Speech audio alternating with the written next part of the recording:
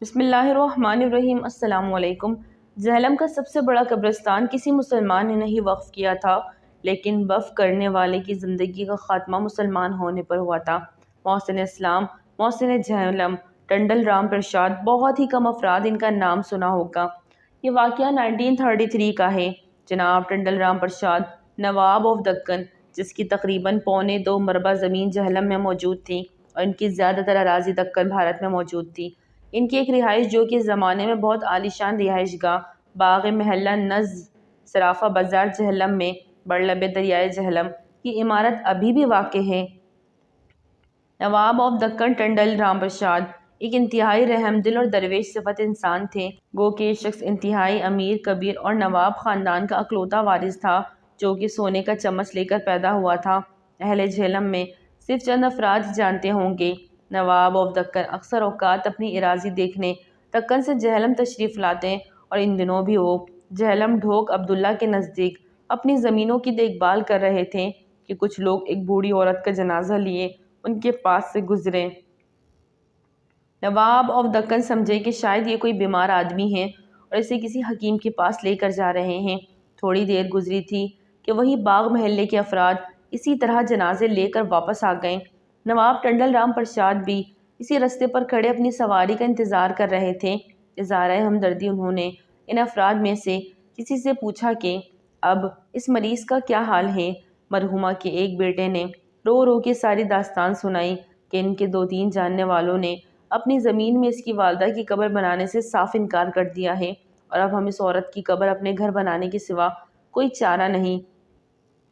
نواب صاحب یہ سن کر بہت رنجیدہ ہوئے اور بے شک اللہ کی رضا و مرضی کے بغیر نہ کوئی نیکی کر سکتا ہے اور نہ ہی برائی۔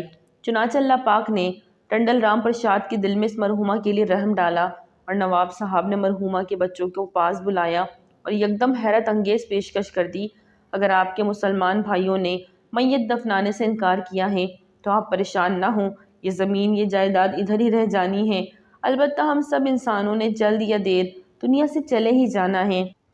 آپ لوگ میری زمین پر جس جگہ چاہتے ہیں اپنی والدہ کو دفن کر دیں اور آج سے میں اپنی یہ 1.25 مربع زمین مسلمانوں کے قبرستان کے لیے وقف کرتا ہوں۔ یہ بات سنتے ہی سب مسلمانوں کی آنکھوں میں تشکر سے آنسو آ گئے اور مرحومہ کو دفنانے کے بعد فاتح خوانی کی گئی اور ٹنڈل رام پرساد کے لیے بھی خصوصی طور پر بہت سی دعائیں مانگی گئیں۔ چنانچہ یہ دعا بارگاہ الہی میں جلد ہی قبول کر لی گئی اور چند روز بعد ہی ٹنڈل رام پرساد نے ایک ولی کامل سید بخاری شاہ صاحب کے ہاتھوں اس شرط پر اسلام قبول کیا کہ میں اپنا نام تبدیل نہیں کروں گا۔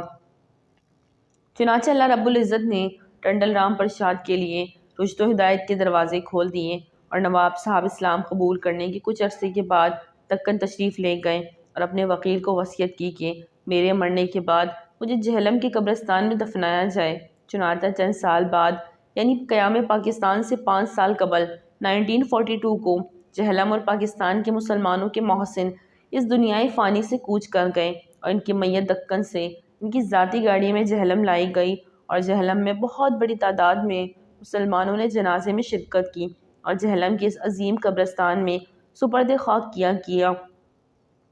آج جہلم کے تقریباً ہر گھر کا کوئی نہ کوئی فرد اس قبرستان میں سپرد خاک ہے اور آج بھی جہلم کے باسی اس عظیم ٹنڈل رام پرساد کی محبتوں اور احسان کی قرضدار ہیں۔ ہمیں صرف اس آیت پر غور کرنے کی ضرورت ہے۔ آل عمران ترجمہ۔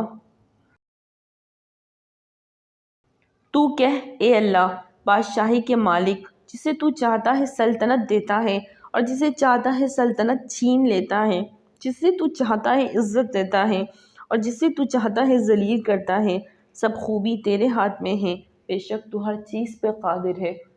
سبحان اللہ۔ ناظرین، ویڈیو اچھی لگی تو لائک کریں، چینل کو سبسکرائب کریں اور دعا میں یاد رکھیں۔ السلام علیکم۔